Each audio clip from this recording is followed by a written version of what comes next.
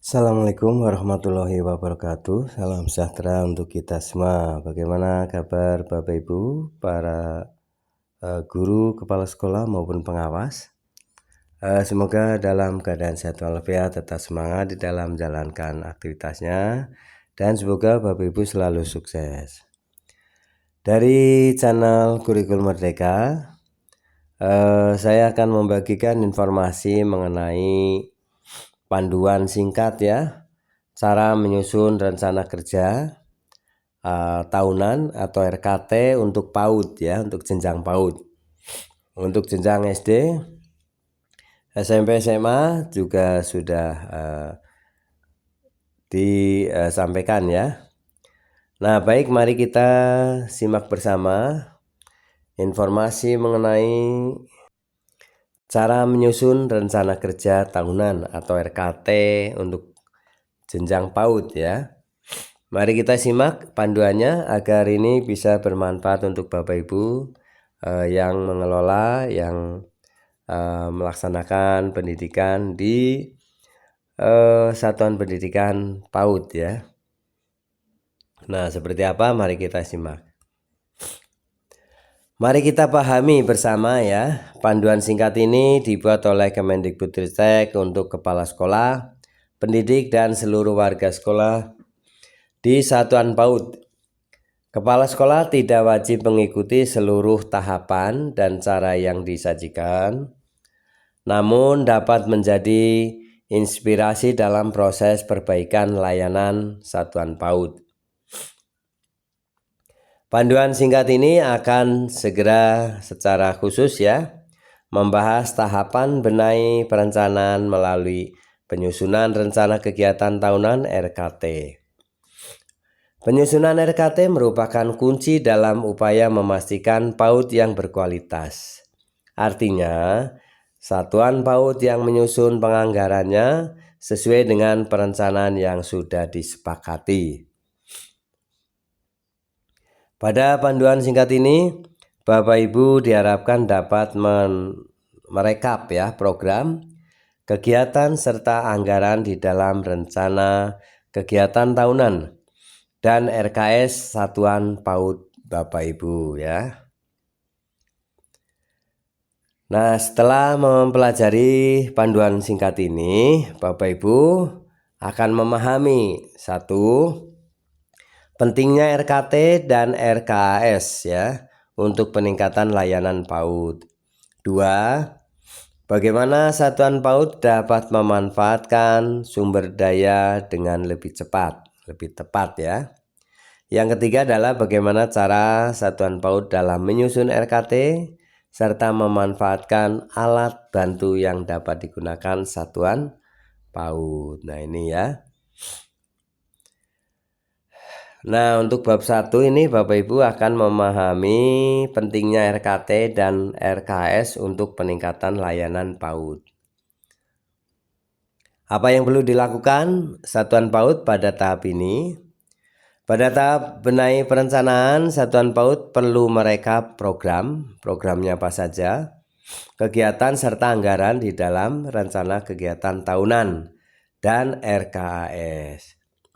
Nah, RKAS atau RKT ya, rencana kegiatan tahunan ini adalah dokumen yang merekap seluruh strategi peningkatan layanan yang sudah direncanakan, termasuk kebutuhan yang sifatnya di luar pembelajaran dan rencana belajar PTK ya. RKT juga menjadi rujukan pemanfaatan sumber daya yang ada, utamanya dalam menyusun rencana penganggaran di dalam RKS. Selain perencanaan, sekolah juga perlu merekap bagaimana anggaran dibelanjakan. Pelaporan pemanfaatan anggaran akan mendorong kepala sekolah mengelola sumber daya sekolah secara lebih transparan dan akuntabel. Nah, memahami pentingnya RKT dan RKS untuk peningkatan layanan PAUD. Nah, berikut merupakan fungsi dan dari RKT ya dan RKAS bagi satuan PAUD. 1. Merekap seluruh strategi perbaikan layanan yang sudah direncanakan. 2. Menjadikan rujukan pemanfaatan sumber daya yang ada. 3. Menjadi rujukan implementasi atas rencana kegiatan. Dan keempat adalah menjadi rujukan dalam pertanggungjawaban pemanfaatan anggaran. Untuk bab 2, bagaimana satuan PAUD dapat memanfaatkan sumber daya dengan lebih tepat? Nah, PAUD Merdeka Belajar telah menentukan prioritas perbaikan dan membuat pengorganisasian pembelajaran dan merencanakan pengembangan kompetensi PTK. Sekarang mereka perlu merekap seluruh kegiatan yang sudah direncanakan di RKT untuk memastikan perencanaan yang telah disusun dapat dilaksanakan. Nah, mari kita ikuti bagaimana PAUD ini ya. PAUD Merdeka Belajar merekap rencana peningkatan layanan ya dengan memanfaatkan sumber daya yang ada.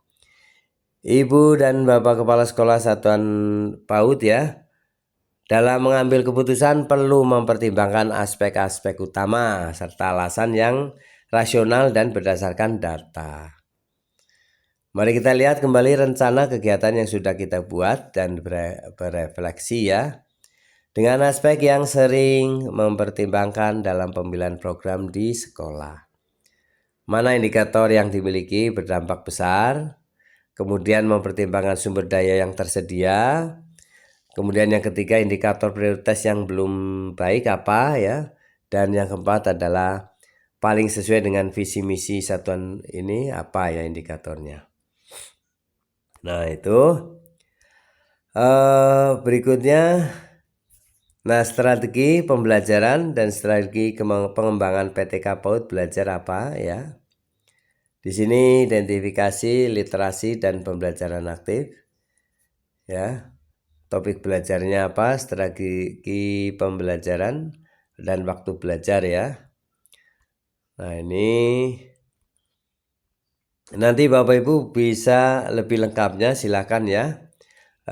Miliki pedoman ini untuk dipelajari lebih lengkap ya.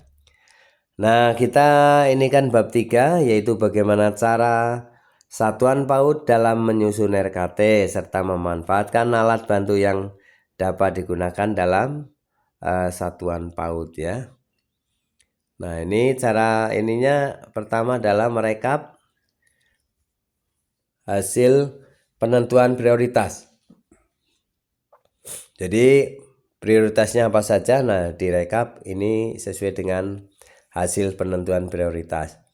Yang kedua, tuliskan aspek pembenahan yang telah disepakati. Yang ketiga, uraikan menjadi rincian kegiatan yang lebih spesifik. Nah, di dalam RKT ini ya, ini sesuai dengan itu ada formatnya ya. Bapak Ibu bisa lebih jelasnya, bisa memiliki pedoman ini ya, agar Bapak Ibu bisa melaksanakan ya penyusunan RKT dengan baik dan benar ya, serta efektif. Nah, ini ya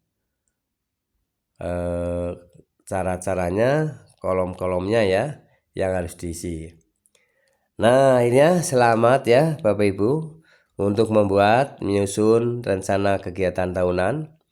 Bapak Ibu saat selesai berbanggalah bahwa satuan PAUD Anda, Bapak Ibu berhasil melakukan perencanaan berbasis data. Jadi rencana kerja tahunan ini ya harusnya berbasis data Bapak Ibu ya. Prioritas, kemudian sarana yang ada, pemanfaatan dan kualitas dari para pendidik ini perlu dipertimbangkan ya, perlu dikaji. Nah, dengan data ini Bapak Ibu bisa merencanakan kegiatan tahunan ya secara efektif dan tentu saja bisa mendapatkan hasil yang optimal ya. Baik Bapak Ibu, itulah ya sekilas mengenai pedoman cara menyusun RKT dan RKS untuk jenjang PAUD. Silakan untuk lebih lengkapnya bisa miliki pedoman ini, dihubungi ya nomor WA yang ada tertera di deskripsi video ini. Untuk itu silakan Bapak Ibu untuk berikan subscribe, like, isi komentarnya, dan share video ini ke grup lainnya. Jangan lupa ya subscribe tentunya.